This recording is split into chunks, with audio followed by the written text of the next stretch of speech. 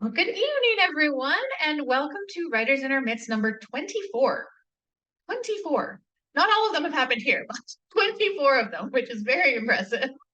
I would like to start by acknowledging that the event tonight and all of the work that we do at the library is held on the unceded traditional territory of the Coquitlam First Nation, which lies within the shared territories of the Tsleil-Waututh, Katsi, Musqueam, Kakite, Squamish, and Stolo nations.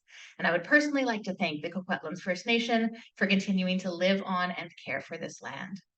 So tonight's event, as I mentioned, is being recorded and will be posted on the library's YouTube and Facebook page later this week or possibly early next week.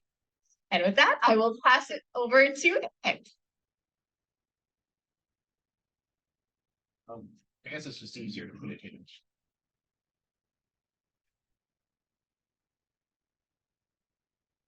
Make everybody's life easier.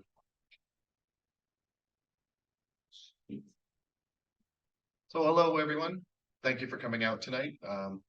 I can see that actually this was a good choice to do speculative fiction because these are a great audience. So thank you. And thank you to anyone watching at home at a later date. Obviously, thank you very much to Sadie for that introduction and to the Port Moody Library for continuing to house this event.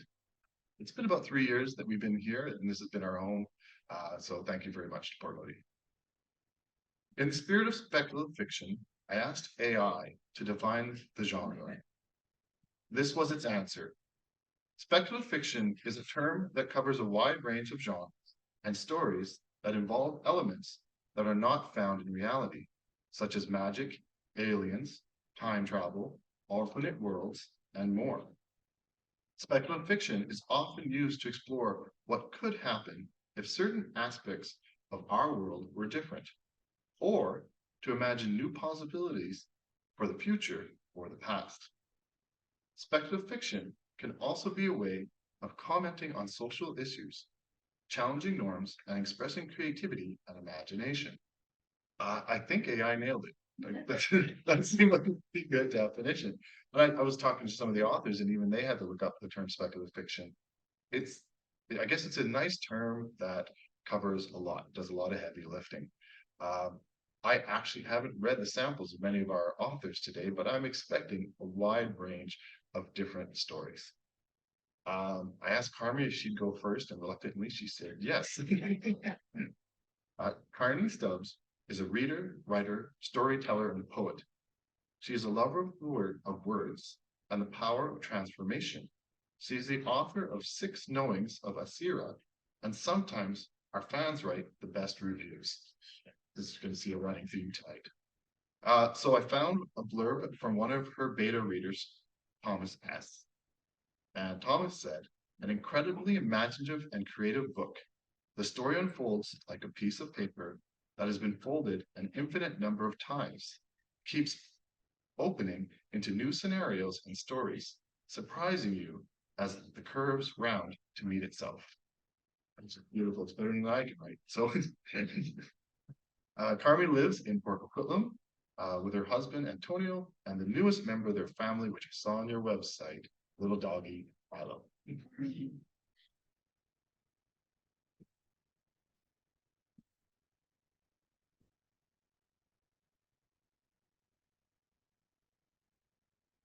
Thank you. Thank you, Port Moody Library. Thank you, Erik. Thank you to everybody here attending. It's an honor. Very nervous, so I'll do my best. I'm also a bit jet lagged. So louder? Okay, let me just that's better, isn't it? Yeah, I can hear myself now. Okay, so where do I start? So I'm going to read from this book that I've recently published, The 6 Knowings of Asira. This is a metaphysical fantasy. It's illustrated. I did all the illustrations. The book took me 12 years to become what it is right now, all the process, and I'm very happy to be able to share it. It's about, so this is a metaphysical fantasy, which is 6 knowings, which we could call 6 revelations. A young woman called Eileen travels to 6 magical realms, and in each realm she receives a revelation or a knowing. So it's a journey, a journey of transformation and self-realization through magic, through fantasy. It's metaphysical because it's exploring the nature of existence, why we are here, what our mission could be in our lives. And Eileen is learning this, but not only that, there's a huge mystery there. What is a siren? There's a storyteller who's telling the story and who speaks directly to the reader. And actually, in the end, the three of these, Eileen, the storyteller, and the reader, if they choose, be in the story. I'm trying to see where they get to fulfill a promise. So, I'm just going to breathe a little bit here. So I'm going to be reading from, well, yes, I wanted to mention a bit more about the illustrations. So the story has, or the book has, a unique format. So much is the case that nearly every page is quite different. There's illustrations, symbols, columns. I needed great help from a great friend, Carmen Wright, who helped me with the book design. And I'd just like to show you some of these illustrations. For example, this is one which is a sort of a double page. All right, so there's a lot of color. It gets more and more complex as the story goes and as the revelations become and as the knowings that have to be received. There's also handwriting illustrations. Let me see if I can show you a bit of that as well. So in each of these petals, there's part of the story. There are different voices. Each has a symbol. And it's quite complex and very visual. In a way, it's not ideal for speaking, so reading it aloud. So you'll have to bear with me. I'll try and explain, because usually when you're reading it, you'll see a symbol or a color that gives you information. So I'll just explain that as I go. I'm actually going to read from the beginning this time. I've done a couple of readings where I just chose a little extract here and there. But I thought, well, this starts at the beginning today. So the first knowing is called Eileen, the light bearer of the Green Meadow. And so Eileen is our heroine. The first knowing is quite youthful. There's a youthful innocence to it. She's a young woman. She's had an experience, and this has led her to go to the forest, and she has a friend, which is an ancient tree. As the story goes, it gets much more complex and less youthful, let's say. There's a growth. Let's see.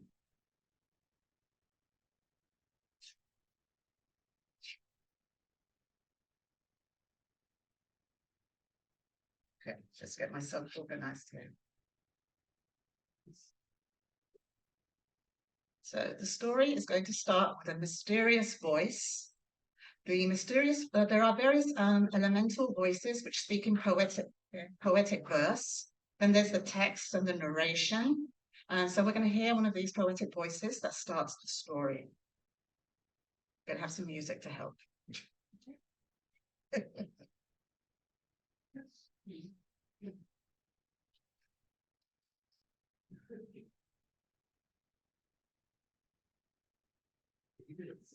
I am.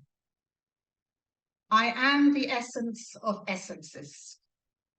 I cannot be spoken of, and yet I am. I cannot speak, and yet I do.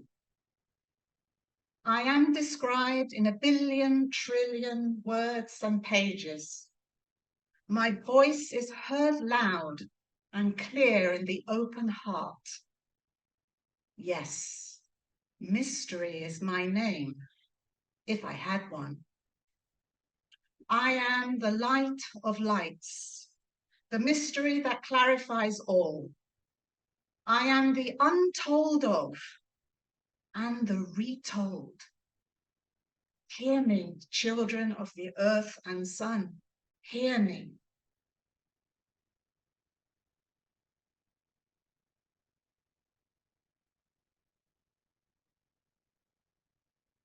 Now we go to earth, to the primrose meadow, where Eileen is going to go to the forest. Her eyes alight, Eileen ran towards the lush forest of Douglas firs. I can hear you. Just let me get to the forest. The voice Eileen had heard so many times since she was a child felt like a waterfall of sparkling words pouring down through her head and into her heart. It always made her want to sit down and write, an inspiration that kept insisting, knocking at the door. Sometimes what came was a poem, other times a short story or a drawing. But this time it was another message. Nearly there, Brusha. Eileen scooped up her little white dog under her arm. Laughing, Eileen watched her feet avoid the primroses and run through the grassy ocean of the meadow. At last, yes, her feet hopped onto the trail that led into the forest. The trees rustled. Eileen breathed in the magical aura of woody smells and flickering sunlight. So still, lovely. Oops, don't stop. And her legs picked up the pace again in the direction of her beloved wise one. Brusha gave out a little bark of glee. And there he was. Eileen put Brusha down. Catching her breath, she bowed in front of the ancient being and placed her left hand on its rough bark. Her eyes closed while her whole body embraced the tree. "Ah, wise one," she whispered. After a long, sweet moment, Eileen sat down with her back against the tree trunk and took out her notebook and green pen. Brusha snuggled up. "Okay, here we go." Green words appeared on the page. Second message from the Star of Heavens for the children of the earth. The brilliant light of all clarity. The storm of passion and fierce burning love is followed by the calm of wisdom and soothing caressing gentleness. The two integrated represent the unity of dark and light, for both are the universe's children. The brilliant light of all clarity contains the storm and the calm. Look for this light everywhere, as this is the magic. It is inside you and outside you, in everything and everyone you meet and see. Look for the magical signs that are the light of love. Then you will be able to rest in its truth, fulfill the promise, and create the garden of paradise here on the earth. Jump for joy, child of the earth. Wow. The first message from the star had been easier to understand. Eileen saw herself again as a 7-year-old with Big Bear, her sweet Labrador, when together they found the great tree for the first time. She'd fallen asleep under the tree and had a dream. That was when she'd received the star's first message. Eileen wrote the first message out again under the second. Message from the Star of Heavens for the children of the earth. The moment has arrived. I give you strength, child of the earth. Follow the heart and all shall change. Repeat the sentence or write it over a special place. I wish to follow the heart. Your wish will come true. Jump for joy, child of the earth. From that day onwards, Eileen had repeated, I want to follow the heart 1,000,000 trillion times, it seemed to her. That's how, years later, she felt she was living her true life. A life filled with her love of nature and animals, of writing and art, close to the ancient tree. But what did the second message mean? The light of love, magical signs, and a promise? Garden of paradise? Eileen chewed on her green pen when Brusha decided that Eileen's lap looked very comfortable and promptly sat herself there. Eileen laughed and set her notebook to one side, stroking Brusha's soft head. Ah, my little light bearer, are you one of those magical signs? Eileen's eyes crinkled up with joy. She hugged the dog, who licked Eileen's face with no less joy. Let's be off now. Bagha's at home waiting for his dinner.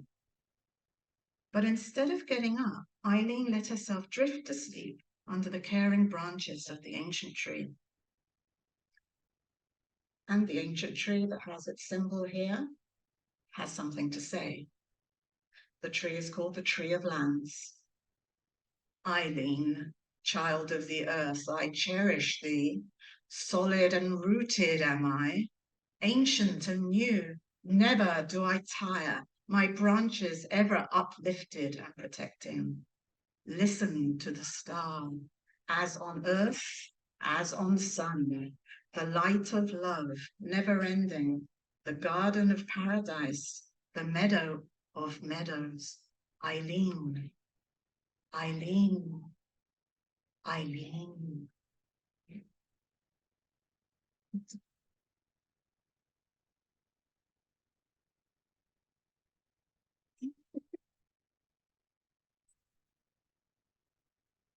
In the beginning of your book.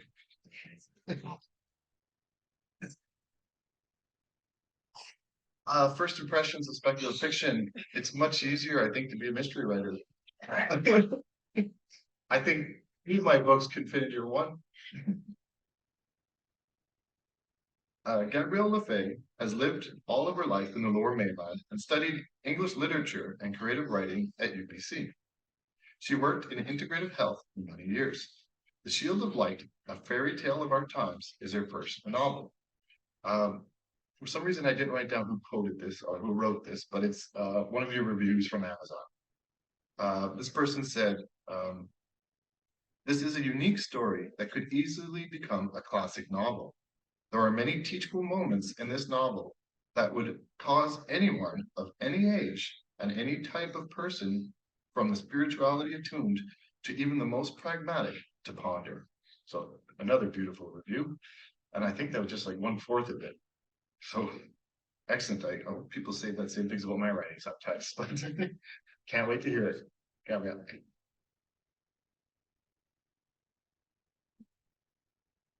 Well, that was smaller. Yeah, mine's a little smaller. Well, thank you so much for inviting me to read. It's been a long time, as telling Carmy that. So I'm reading from my book, The Shield of Light, Fairy Tale for Our Times. It's got some similar things, I think, themes going on in my book as yours, Carmy. It's about a 12-year-old girl who falls off her horse and bonks her head and is knocked unconscious. And when she wakes up, she's forgotten who she is and has no idea where she is. The only thing she can remember is her name. And she finds herself in the forest, an unfamiliar forest, and in the land of fairy tales. And so, of course, most fairy tales, or many fairy tales, have a wicked queen, and this one does. And this wicked queen also has a very witless but cruel son. So I'm just going to read an excerpt that features the queen. And yeah, about her. While the king snored loudly in his chamber, and most in the palace slept, the queen, wearing an ordinary black cloak, its hood pulled over her head to cover her hair and hide her face, moved silently through the palace until she reached the kitchen.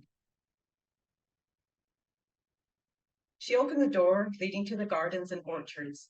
She peered all around to ensure no one was about and stepped outside, a lantern in hand. She was not alone, however. Lida, now a servant girl in the palace, crouched in the garden, plucking a herb whose potency peeped with the waning moon. She was forbidden to be here, let alone take anything, but was doing a favor for her aunt, the midwife, who needed a special herb, which was scarce everywhere but the royal garden. If Lida were caught, she would be severely punished. When Lida heard footsteps, she slipped behind a tree, watching the tall, dark figure approach. The footsteps drew closer, then stopped. "Who's there?" the figure called out. Lida recognized the voice. What is the queen doing out here at this hour? She wondered. The queen moved towards her. Lida stilled her breath and shut her eyes so that light from the lantern would not be reflected in them. She imagined herself to be invisible. Only the thinnest crescent of moon sliced the black sky, and the queen squinted her eyes, not yet used to the dark. Come out, wherever you are." the queen sang out in a mocking voice. She was now only an arm's length away from Lita. I know you're here, she spat out angrily. Lita's heart thudded against her chest. Surely she will hear it. After a terrifying moment, the queen's footsteps moved away. Lita opened her eyes. The queen was gone, but had left behind her trademark perfume, notes of jasmine and rose, hint of lemon, an undertone of musk, and she sniffed again, wrinkled her nose in disgust. An underlying smell, barely discernible, but there all the same, the smell of something rotting. It is easy to trick the senses. We hear pretty words and happily believe them. Or like children at a magic show, we allow the magician to distract us with one hand, while the other hand performs some trickery right under our noses.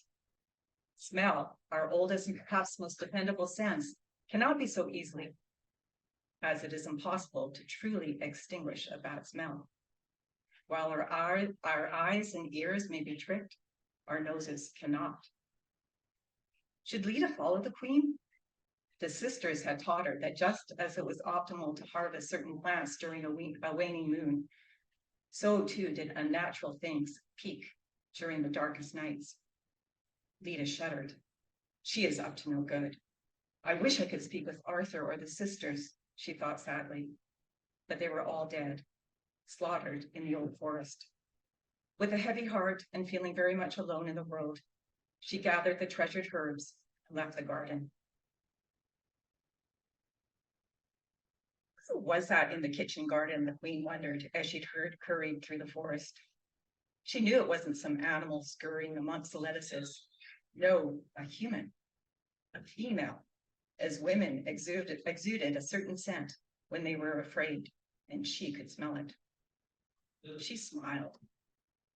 It always gave her a thrill to feel someone else's fear, and to know she had not lost her touch. In fact, quite the opposite. Her ability to inspire fear had only grown as she aged. Just how old was she? She had lost count of the years, generations ago. Really, what did age matter if she felt and appeared to be young? Producing a child, an heir at her age, could be a challenge, but there was always some alchemist around who was willing to help, and it was to him that she was skulking that night. He had given her strict instructions: a perfect apple from the sacred tree that grows in the middle of the orchard, picked at the darkest hour of the new moon.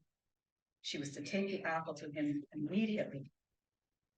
Easy enough, but she'd been waylaid by that chit in the garden, and by the time she plucked the apple, it may have been a little later than was optimal. These alchemists and their exacting rules, new and full moons, numerology, symbols, incantations, they needed to come up with different methods, a better system with less reliance on the cycles of nature. She came to a small hut and wrapped the large diamond of her wedding ring against the wooden door. A short, middle-aged man opened it and stepped aside to allow the queen to enter. He poked his head out, scanning left and right, before shutting and bolting the door. You're late. I warned you this was time sensitive, he said. The queen rolled her eyes. Do you have it? She reached under her cloak and handed him the apple.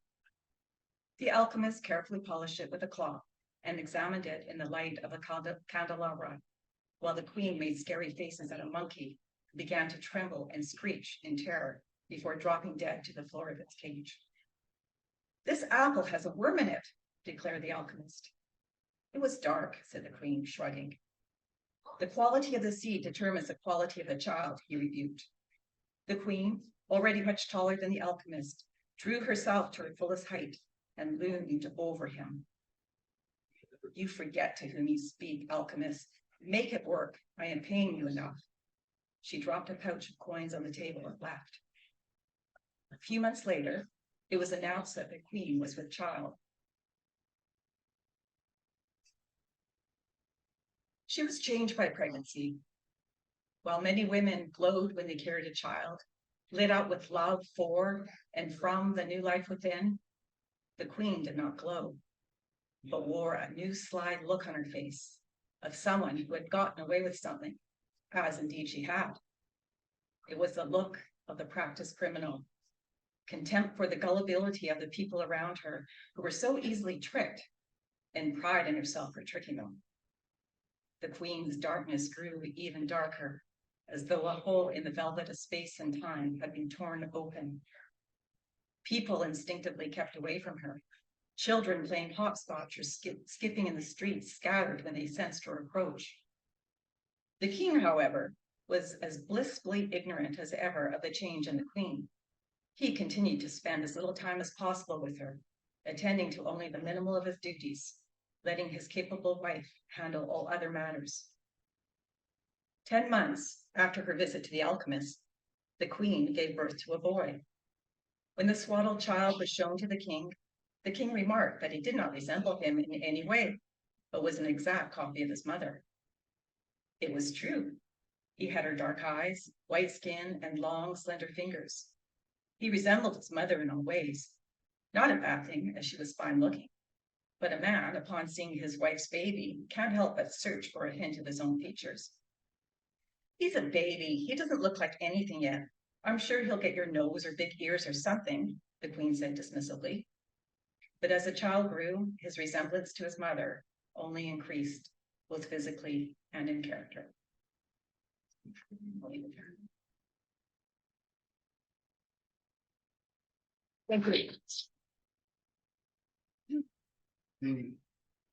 The publisher in me always wants to or commend people when they have a beautiful cover. I saw your cover online. Maybe you could show everybody else.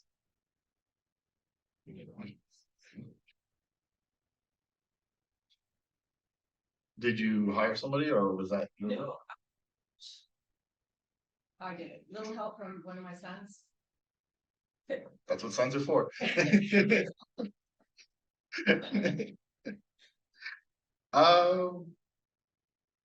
Debra. So after publishing 11 mystery novels and novellas, Debra Purdy Kong has delved into another genre she loves, fantasy. For the past 3 years, she's focused on writing a multi-generational urban fantasy set in British Columbia and York, England, which she plans to turn into a trilogy. This book isn't out yet, so I can't read you any reviews. But I can tell you that her Casey Holland mystery series, for me personally, was an inspiration for one of the reasons why I write mysteries. So I'm looking forward to seeing this new genre that she's experimenting in, and I'm hoping it doesn't affect me too much.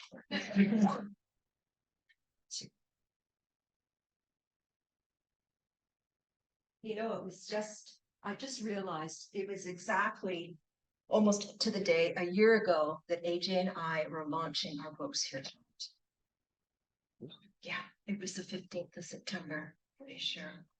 Sounds right, yeah. Yeah, I have mysteries to sell, but I don't have a fantasy to sell yet, because I have been working hard at this for quite a few years. And with the help of two of my 3 beta readers who are here tonight, thank you, Krista and Bonnie, who've been just fantastic. They've really helped me shape this novel into what I want it to be and what I hope it will be. So this is the opening chapter of this book. It's just 3.5 pages and a little bit there.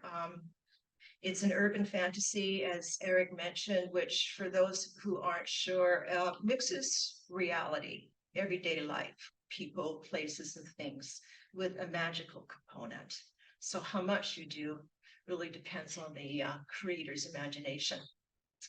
While I was editing this yet again today, I was a little bit concerned that maybe this wasn't quite family friendly. But then I remembered the Harry Potter books 5, 6, and 7, and I'm thinking, okay, I'm good. So I'm just going to launch into this.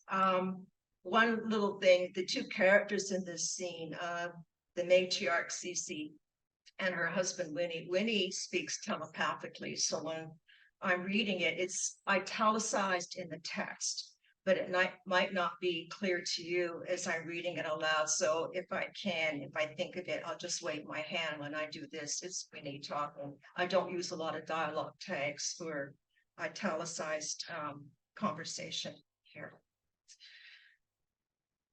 The book is tentatively titled When Darkness Draws Near. And the setting of this particular chapter is a fictional island called Wind Spirit Island. A presence, something undefinable, shreds Cece Johansson's peace of mind. She can't see the entity yet, but her senses tell her it's coming closer. Through her living room's picture window, Cece searches for tangible evidence among the rose bushes and gazebo in her backyard. Adjusting her bifocals, she surveys the tiny strip of beach and Aspen Bay, where the horizon's gold, amber, and lilac light signals day's end. She's always loved dusk and late June, but not now. Dusk is when the entity arrives. There it is. A faint orange mist carrying the stench of rotting meat, a trademark of dark magic. The entity first appeared 10 days ago, and again 5 days later.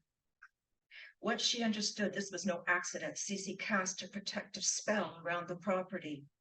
She prays it keeps the mist from reaching their yard. Turning to her husband, Cece's voice trembled. Winnie, the entity's back. Winnie's cane taps the floor as he joins her and places his arm around her. Cece's heart pounds. Earlier this week, buried deep in her memory, a name surfaced. For the first time in years, she whispered that name to Winnie yesterday, a name she's afraid to repeat, but fears she'll have to.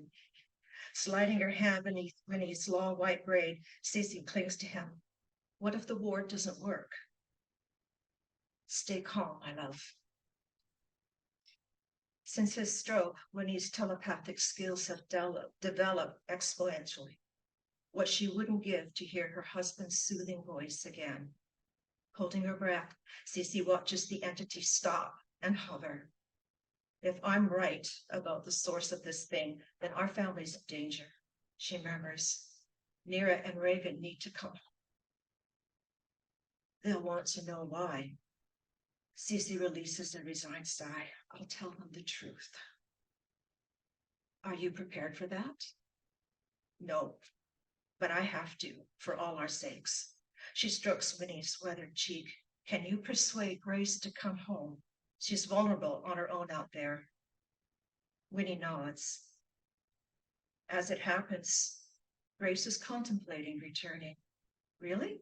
Cece's face lights up. It's been so long. She envies his and Grace's ability to communicate at a great distance. Even at close distances, telepathy gives her a headache. She's gathering the courage to face everyone. I plan to tell you once Grace makes up her mind. Cece understands better than most her daughter's fear of rejection. How will Nira and Reagan respond to their mother's appearance after all these years? And will Grace forgive her? The last time they saw one another, well, it wasn't great. The tire swing hanging from the thick arbutus branch begins to sway. It does so whenever Cece thinks of Grace. Leaves flutter with echoes of her daughter's laughter. She too loved dusk when earth magic stirs and rabbits and deer come to graze. Longing and regret squeeze Cece's chest until she can scarcely breathe. A fawn emerges from the aspen tree bordering their property. A Stellar's jay cries out from a branch, while a dragonfly zips past their window. Cece's body stiffens as the mist glides over the beach onto their land. Oh no, she grips Winnie. It's breaking through the ward. The mist envelops the wildlife. Before she can try a new spell, the fawn drops to the ground, then the bird and the dragonfly. Cece gasps. 3 at once this time. She claps her hands over her mouth. Winnie shakes his head. It's gotten stronger. Cece knows the animals are dead. The same thing happened to a frog on the first occasion, a rabbit the second time, and now this. Their bodies are enshrouded with the stink of decaying flesh. Movement below the window catches her attention. Cece gapes at the long black serpent with unearthly neon pink stripes sidewinding along the veranda. The back of her neck prickles. Marlowe did this. I know it. She swallows the sourness in her throat. This is his way of saying, hello, and I'm coming for you.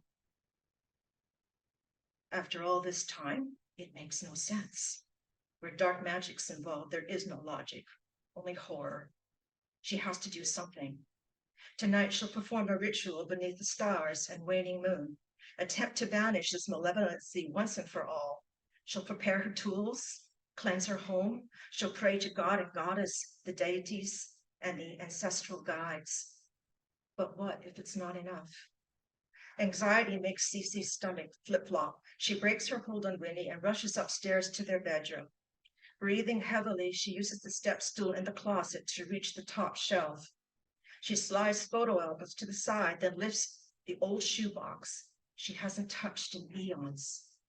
Her hands shake as she removes the lid, then lifts a faded pink stuffed elephant and a small black and white snapshot of a baby boy and a 2-year-old girl.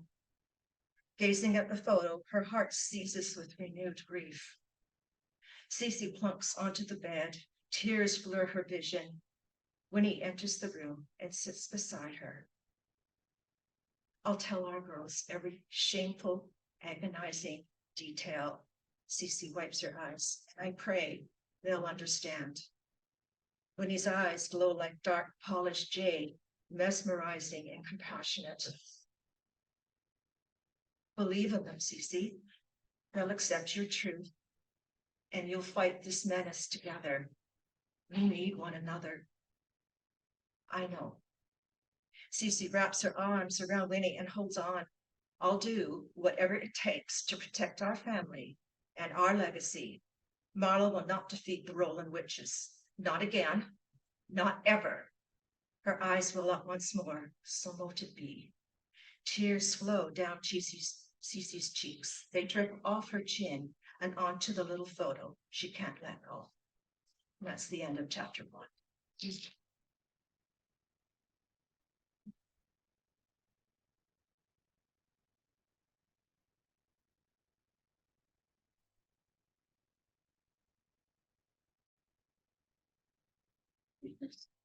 You know, as an author, it's important, we hear it all the time, that we have to find our voice.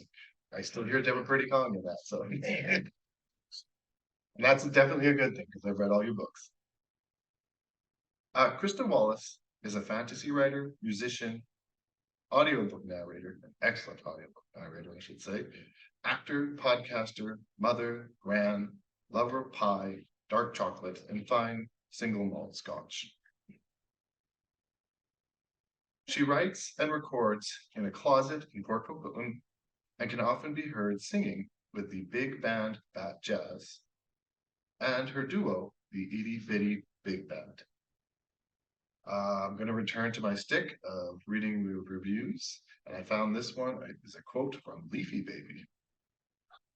Each time I pick up a book by Krista Wallace, I fall into her world easily and get caught up in her storytelling and amazing dialogue. Her characters speak in a truly believable conversation style that is so refreshing for the fantasy genre. That's your fans.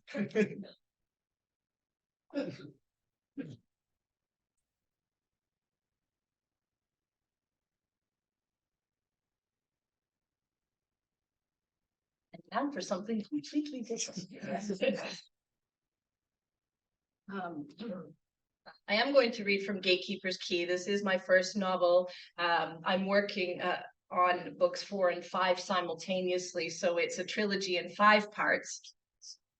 That's just how it happened. The story features Kier Hallidan.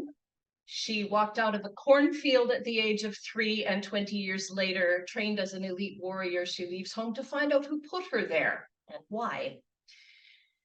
She, at the very beginning of this book, makes herself an enemy. Well, she doesn't know right away. She kills a guy in a tavern duel. It's totally sanctioned. That's not her enemy.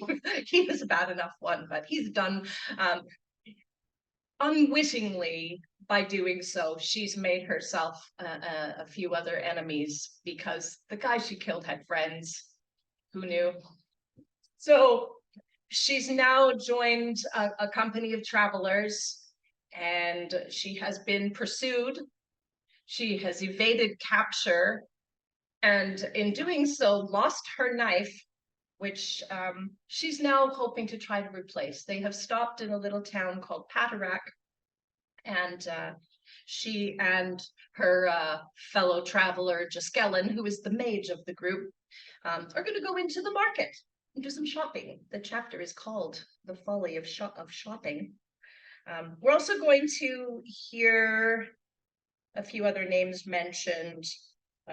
Janek is the dwarf. I always feel like, the 3 different people walk into a bar, yes, there's an elf, yes, there's a mage, yes, there's a dwarf. The dwarf is not too keen on Kier. We're also going to hear about Fennel, who is an elf, and he's the company's archer. And we're also going to meet Derry, who is the captain of the company. So Kier and Gisela are walking into the market, and Gisela is saying, I don't like these places. I do not like the smell, for one thing, and I will never get used to the noise and the large crowds. I'm from the northern steppe. The peace and solitude become a part of one, and there's no turning away from it. Kier didn't bother reminding him that in a few days' time he would be entering the 2nd largest city in all of Rydris. In these markets, I never know whether to trust that I'm getting a quality product, Gisela went on. And with all the noise and the people, I feel pressured and ill at ease. There's so much rubbish, you have to be careful what you spend your money on. A nearby booth displayed weaponry, including a collection of fine-looking daggers. Kier stopped to look them over. Gisela noticed a glover farther on and went to see his wares. Kier looked up briefly from a knife with a carved bone handle. The mage drifted away. Kier could find nothing to suit her among the hand weapons on display, and wished to ask the dwarf managing the stall if there were any more in her wagon. She was occupied with another customer, so Kier waited patiently, glad of the entertainment of the street performers. Her right hand rested on the counter, and she craned her neck to catch glimpses of the sword swallower through the gaps in the thinning crowd. A sharp pain suddenly pierced the back of her hand. Yanking it away from the table, she spun around in surprise. Her hand had a 3-inch cut across it, and blood oozed from it. Clutching it, she looked around to see who could have done such a thing. A tall young man stood very near her with his hand tucked inside his dark blue cloak. He watched her casually. No one else was nearby. It had to have been him. What did you do that for? He did not speak, but the corner of his mouth turned up slightly as she felt a numbing warmth travel up her right arm. What's he done? She flung her head around to find Gisela, but he was completely engrossed in his glove search. The numbness spread across her shoulders. Something took her left arm and gently pulled. Her legs faltered forward, and she knew she was being led by the blue-cloaked man. Had she seen him before? Did she know him? Her vision blurred, and the world started to spin. Her knees weakened. Perhaps she was mistaken, and this was Gisela. He had seen that she was ill and was taking her back to the inn. The muddy ground swooped up to meet her, and she gasped. She was down on one knee. The market whirled about her. She fought panic and pressed her hand against her forehead. An arm was around her, and she was upright and shuffling along again. Images rushed by, but they were not focused. Faces and figures and dark shapes, which she tried in vain to identify. Her legs stumbled along. She could hear what she knew were voices, but could not make out words. No, thank you. The nearby voice was strangely clear. My wife is with child and is ill. I'm taking her home. Gisela, what are you saying? She frantically tried to cry out, but only succeeded in moaning. Keep walking, the same voice hissed in her ear. All other sounds faded. She turned, but could not see who had spoken. Blurred vision had become total darkness. Her legs gave out altogether, and she crumpled. She was barely aware of being lifted. Gisela walked a few steps away from Kier before having to slow down for a group of people who had stopped to watch a fellow swallowing his sword. Growing impatient, he plowed his way past a woman whose child was dragging his feet crossly and whining that he really wanted the taffy, and sighed in relief at having finally reached the glover's table. He sifted through gloves to find some that would fit over his long, delicate mage's fingers and scowled.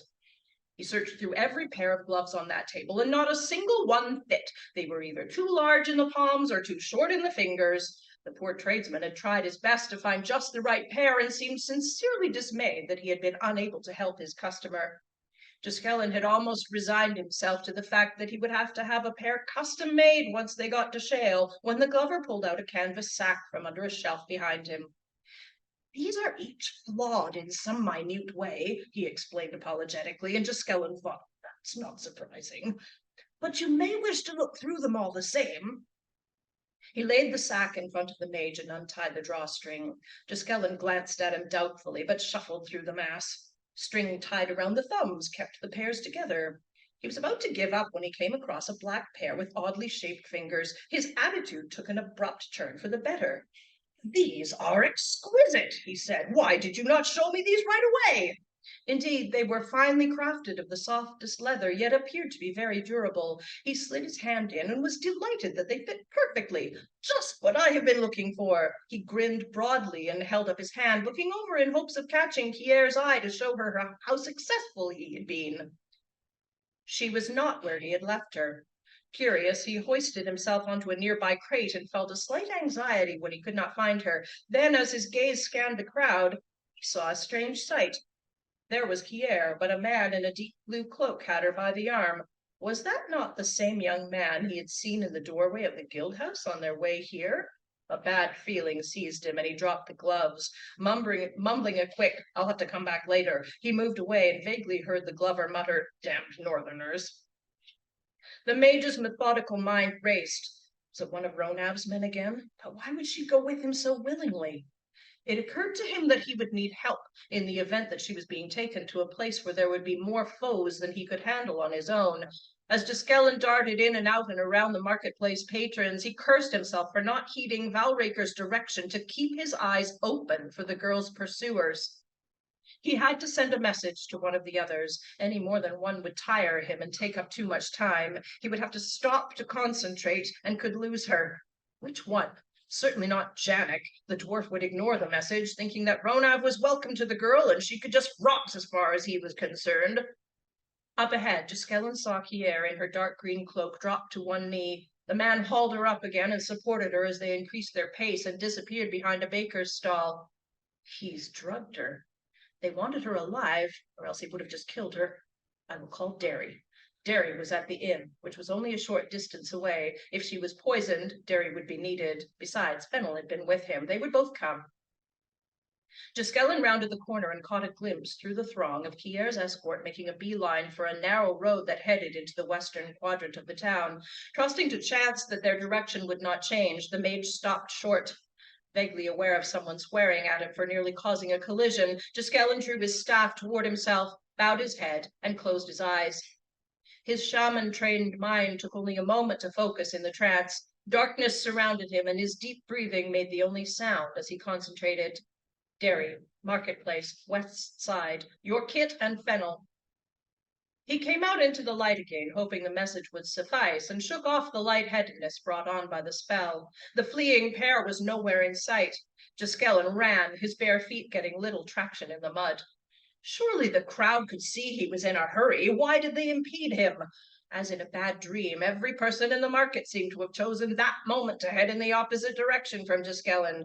He wove in and out, murmuring apologies to the obstacles with whom he made contact. A stray hog darted out in front of him, nearly bowling him over, but the mage regained his footing and pressed on. At last he reached the edge of the square and went down the road he was sure the two had taken. He ran alongside a 3-story building until he came to the corner at the rear. He looked up and down the alleyway. In the dim light, he saw the kidnapper stumbling close to the north end. Pierre's legs must have given out because the man was now carrying her, armor, weapons, and all. No small feat for a man his size. He did not look steady. Gisela kept running and found he was gaining on them, but he had to do something before the two reached the end of the alley and could turn one way or the other and be out of his sight again. He extended his hand with a flinging motion and threw a spell, a direct hit. Her captor suddenly slowed to half speed. He turned to see what had caused it. Seeing Gisela, his face broke into a look of panic, and he tried to run, but now it was he whose progress was impeded. Put her down! Gisela dashed toward them. The man halted and practically flung Kier in the mud. The mage was glad Kier was unconscious, or that would have hurt. The half-speed spell already wearing off, the rogue reached into his cloak. From only 10 paces away, Gisela whispered in the arcane tongue, casting a fist-sized ball of magical fire at his chest. The man raised his arm to block the blow, but the flames engulfed him. His scream echoed down the alley as his charred form crumpled to the earth. The mage blinked in surprise. He had expected at least some attempt at defense. How wasteful to use such a good spell on such a sorry excuse for a kidnapper. Sighing, Gisela scanned the area around the corner to see if he could determine the man's intended destination. There was no one in sight, but a few dwarves on their way to the smithy in the open area beyond where he stood. No further clues. The alley was flanked by 2 3-story buildings, and if the wet laundry hanging out the windows was anything to go by, at least one was a hostel. Looking up, Gisela saw an anxious face peeking out of a second-floor window. He waved, and she hastily withdrew, closing her shutters. The commotion was nothing for her to worry about.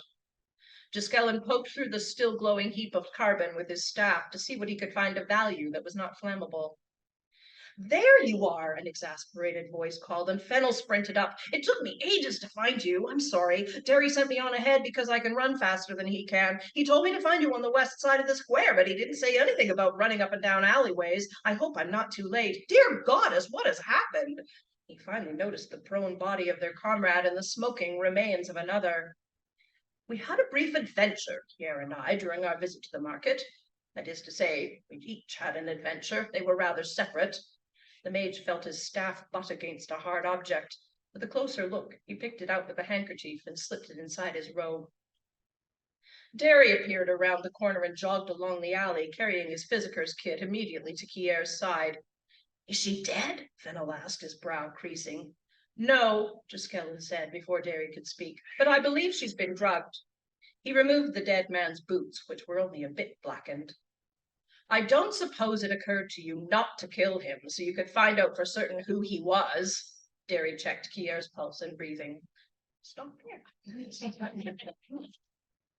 Sorry, before you get up. What? You read your book? Oh, my podcast? Your podcast. Sure.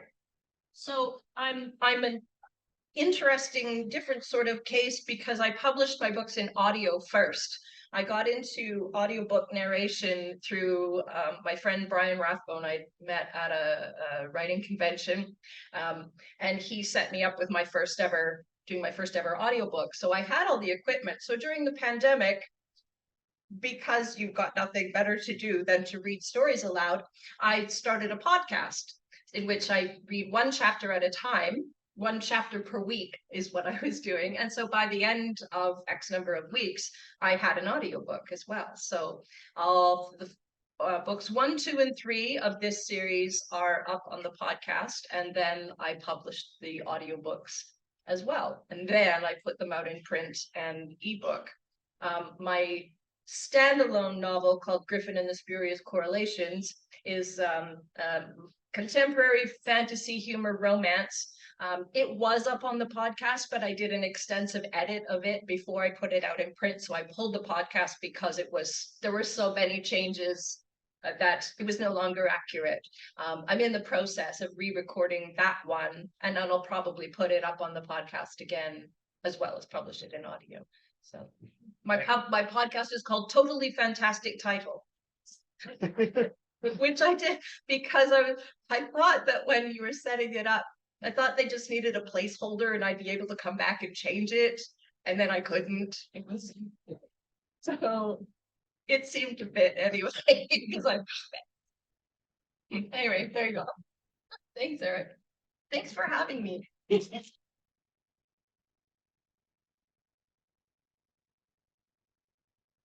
Thanks, Krista.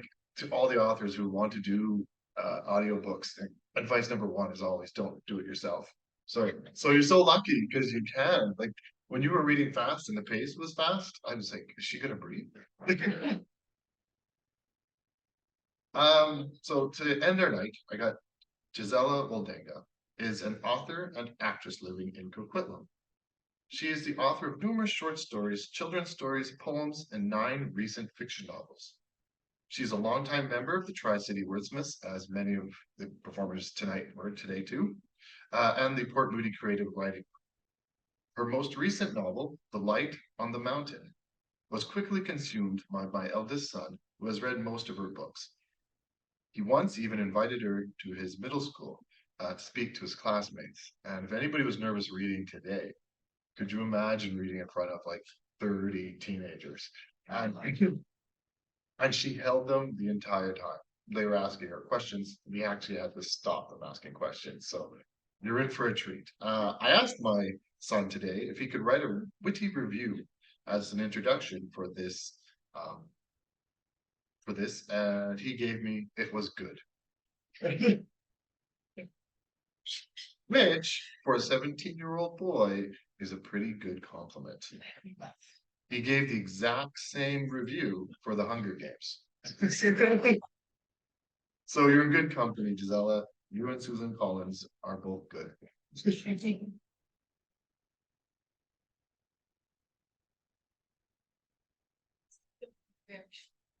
It's nothing of my books, it's just a short story.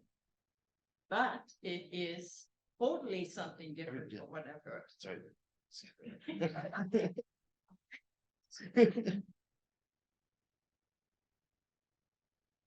So I don't stumble over this here. Yeah, this is totally different from what you've heard. And it's just a short story, so I won't keep you very long. It just came to me because this is so different, and a lot of you probably think, what the hell is she talking about? But it's a story, and it might just happen. So I call it The Accident.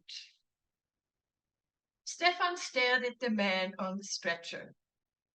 He watched one of the paramedics cover his nose with an oxygen mask. What happened?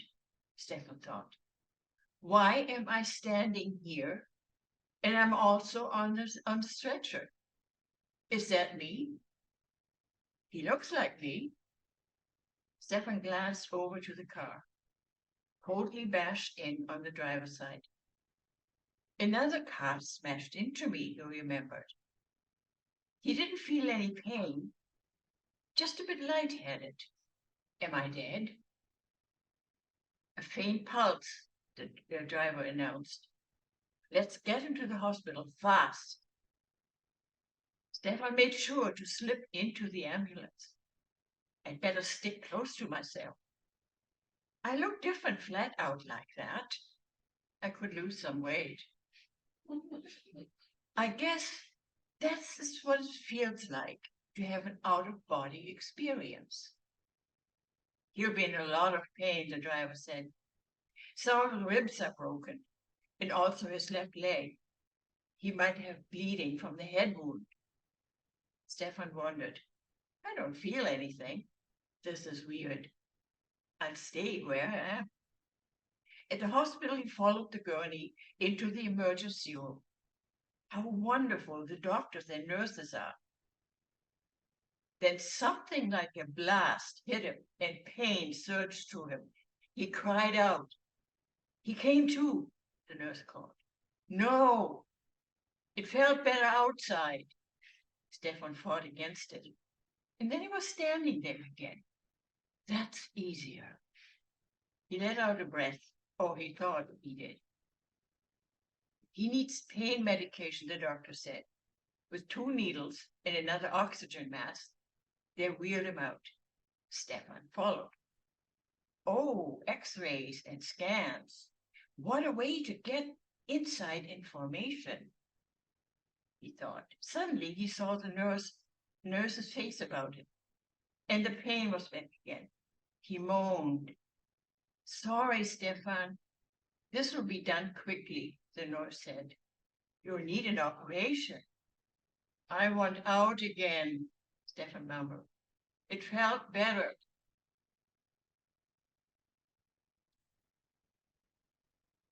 The nurse stopped and looked at him. It's a medication. It makes you see things and feel strange. I don't need medication for that, Stefan thought. In the operating room, he stood again watching the doctors. But he had to turn away. Blood made him squeezy, even in his condition.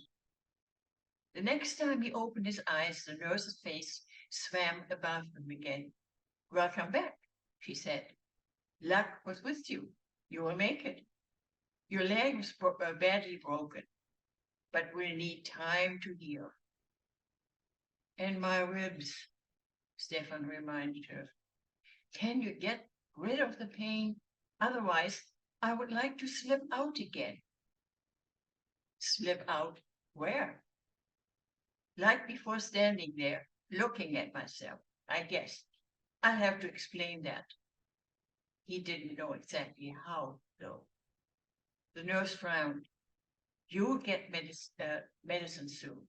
He turned to go, but looked back once more and shook her head. She probably thinks I'm hallucinating, he smiled. Maybe I can do it once more. One way to get rid of the pain.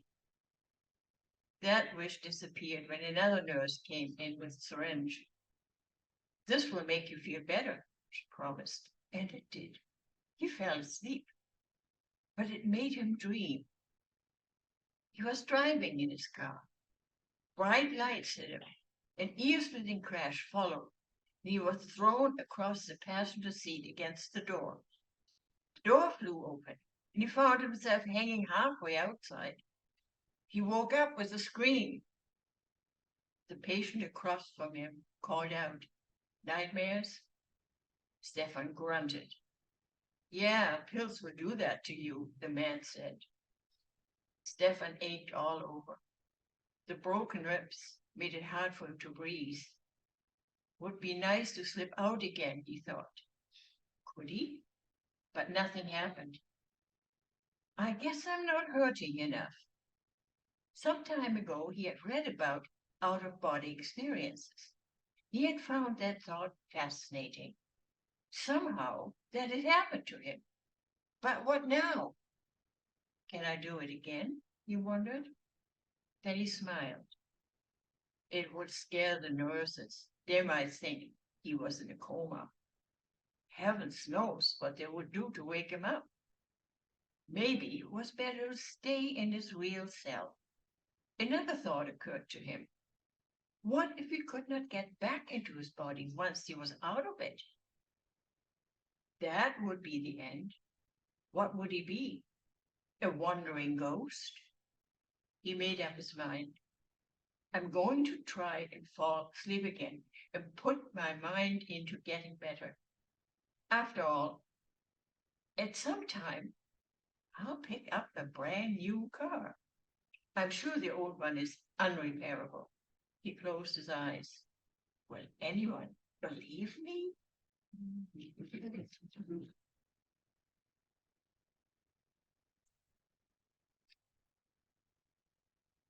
Thank you for listening.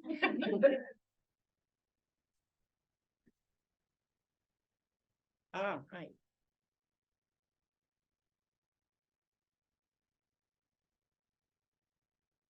Thank you, Gisela.